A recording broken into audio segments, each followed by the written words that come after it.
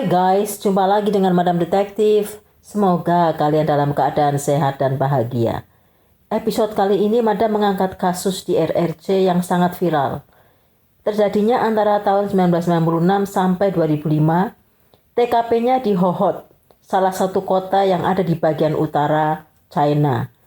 Mengisahkan bagaimana seseorang harus menanggung hukuman berat akibat perbuatan orang lain karena kecerobohan kinerja penegak hukum. Hohhot adalah kota di RRC yang lokasinya di daerah Mongol di wilayah utara bagian dalam negara itu. Kota ini merupakan pusat wilayah administratif, ekonomi, dan budaya. Hohhot dalam bahasa Mongol artinya kota biru. Warna biru dalam bahasa Mongol diasosiasikan dengan langit, keabadian, dan kemurnian. Jumlah penduduk sekitar 3,5 juta jiwa, dikenal sebagai kota industri. Keunikan dari kota ini adalah semua nama jalan dan transportasi umum ditulis dengan menggunakan dua bahasa, bahasa Mandarin dan bahasa Mongol. Pada tanggal 9 April 1996, seorang pemuda bernama Hugjild berusia 18 tahun menelpon ke kantor polisi. Dia melapor telah menemukan seorang wanita yang tergeletak tak bernyawa di depan toilet umum sebuah pabrik tekstil di Hohhot. Korban dihabisi dengan ditekan lehernya dan ada noda cairan mani di pakaian dalamnya. Korban diketahui bernama Yang. Karena Hugjild orang yang pertama melihat korban, maka dia diinterogasi. Dalam interogasi yang memakan waktu selama 2 hari, polisi menetapkan bahwa dialah tersangkanya. Karena sebelumnya ada beberapa kasus serupa.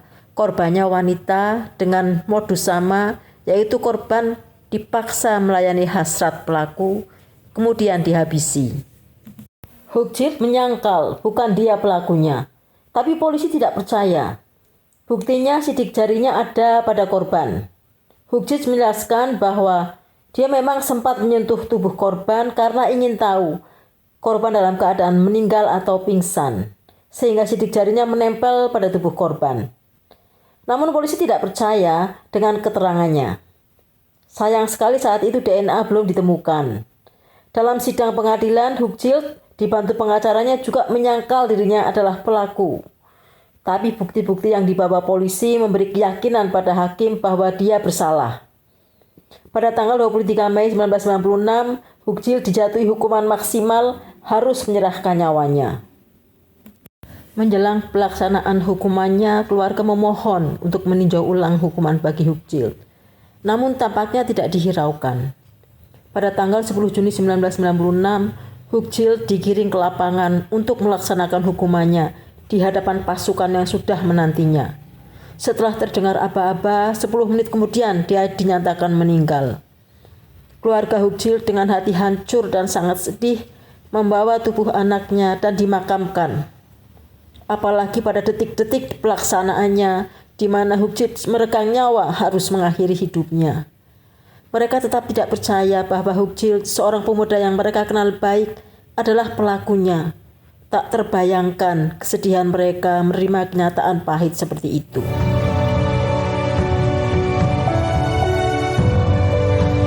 Pada tanggal 20 Mei 2000 terjadi peristiwa yang sama di wilayah Hohhot juga.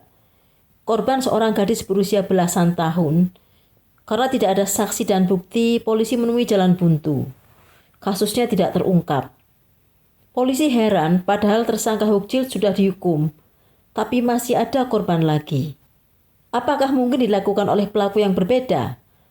Sepanjang tahun 2005, peristiwa yang sama terjadi lagi di wilayah itu. Kali ini korbannya 4 orang. 2 pada tanggal 2 dan 7 Januari, 2 lagi pada tanggal 3 dan 4 Februari. Semua wanita muda yang berusia antara 18 sampai 35 tahun. Polisi mulai cemas dan khawatir. Jangan-jangan ada korban lagi. Jangan-jangan pelakunya sama. Untuk itu, polisi menawarkan kepada siapa saja yang memberi informasi tentang pelaku hadiah sebesar 2.000 yuan atau sekitar 4,5 juta rupiah. Pada bulan Juli 2005, terjadi lagi kasus yang sama. Namun kali ini ada saksi yang melihatnya, namanya Yun Wen, seorang wanita yang tinggal di daerah Tali di wilayah pinggiran Hohhot. Dia melihat seorang pria berjalan tergesa-gesa, meninggalkan seorang wanita yang tergeletak tak bernyawa. Lalu ia melapor ke polisi dan menunjukkan ciri-cirinya, tapi dia tidak tahu siapa namanya dan di mana tempat tinggalnya. Ketika dia diperlihatkan foto ex-narapidana yang ada di wilayah Hohhot, dia menunjuk foto Zhao Zihong. Polisi langsung lega. Zhao adalah ex-narapidana karena kasus merampas harta orang lain. Polisi segera mencari keberadaan pelaku. Pada tanggal 23 Oktober 2005, pelaku ditangkap di tempat kerjanya. Ketika diinterogasi, Zhao menyangkal terlibat dalam serangkaian peristiwa meninggalnya beberapa wanita. Namun ketika diminta DNA-nya, kemudian dicek, hasilnya sama dengan DNA yang ada pada barang bukti yang ada pada pakaian dalam para korban. Dia pun tidak bisa mengelak. Akhirnya Zhao mengakui telah melakukan tindakan melanggar hukum lebih dari 20 kali antara tahun 1996 sampai 2005. Termasuk menghilangkan 6 nyawa wanita, 10 kali menyandera wanita dan memaksanya melayani hasratnya, juga beberapa kali merampas harta orang lain secara paksa. Dan yang sangat mengejutkan polisi adalah dia mengaku bahwa dialah pelaku terhadap korban Yang pada tahun 1996, di mana tersangkanya adalah Hugjild yang sudah meninggal karena hukuman yang harus dijalaninya. Tentu saja polisi shock. Bagaimana tidak, 9 tahun sebelumnya hukuman sudah dijalankan dan Hugjild sudah meninggal. Tidak mungkin mengembalikan nyawanya lagi. Persidangan untuk Zhao mulai dilaksanakan pada 15 Desember 2014. Pada saat yang sama, Pengadilan Distrik Hohhot yang menjatuhkan hukuman maksimal kepada Hugjild secara terbuka meminta maaf kepada keluarganya. Sementara itu, Zhao dituntut telah melakukan total 21 tindak pidana. Zhao juga menyatakan penyesalannya. Hugjild yang tidak bersalah harus menanggung akibat perbuatannya. Akhirnya pada tanggal 9 Februari 2015, Pengadilan Distrik Hohhot menyatakan Zhao 42 tahun bersalah atas hilangnya 6 nyawa, memaksa 10 wanita melayani hasratnya, dan merampas harta benda orang lain.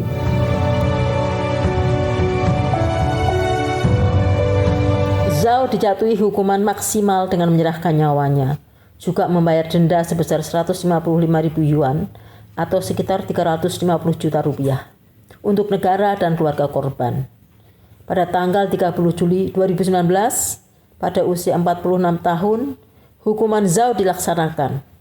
Dia digelandang ke lapangan, dihadapkan pada pasukan yang sudah siap menantinya. Begitu aba-aba diberikan, sekitar 10 menit kemudian Zhao dinyatakan meninggal. Sebelum pelaksanaan, dia menolak mengadakan pertemuan dengan keluarga korban.